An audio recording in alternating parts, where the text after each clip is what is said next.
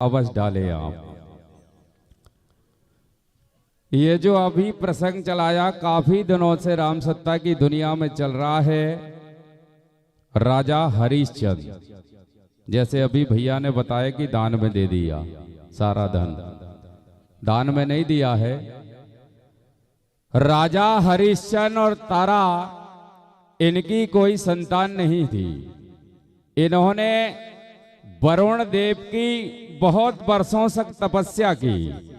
वरुण देव आए, इन्होंने अपने जो मांगना था मांगा, हमको पुत्र चाहिए।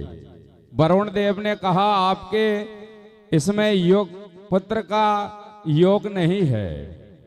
पुनः वापस चले गए वरुण देव। इन्होंने कहा हमारी तपस्या अड़िग रहेगी, वर देना है तो यही वर दीजिए। काफी वर्षों बाद पुनः इनकी तपस्या देखकर वरुण देव आए और इनसे कहा कि यदि पुत्र ही आपको चाहिए तो विधि का विधान है, मैं केवल 5 वर्षों तक आपको पुत्र दे सकता हूं, जिसकी आयु मात्र 5 वर्ष की रहेगी। इन्होंने कहा ठीक है। वक्त बीता, 5 वर्ष से पहले आए और आप इन्हें समझाया कि जो वरदान दिया था उस पे आप हैं अड़िग। इन्होंने बड़ी मिन्नतें की वरुण देव की कि इसके बगैर हम नहीं रह सकते। सारी बात कही, रोकर कही, तो वरुण देव को दया आई।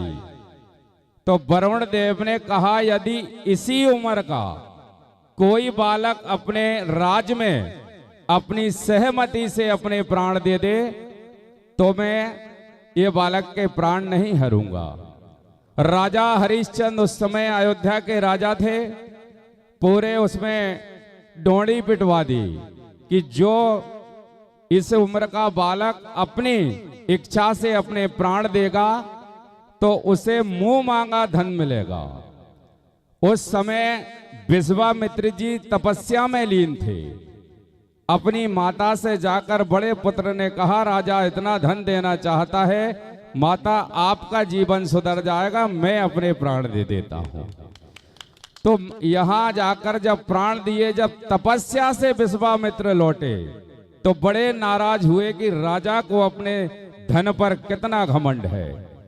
तो शनि देव और विश्वामित्र जी ने मिलकर इनकी परीक्षा ली है। तो धन दान में नहीं दिया है। आप जहां से प्रसंग पढ़े कृपया ये भी पढ़ें कि कारण क्या है। बात पसंद आए तो ताली बजाएं।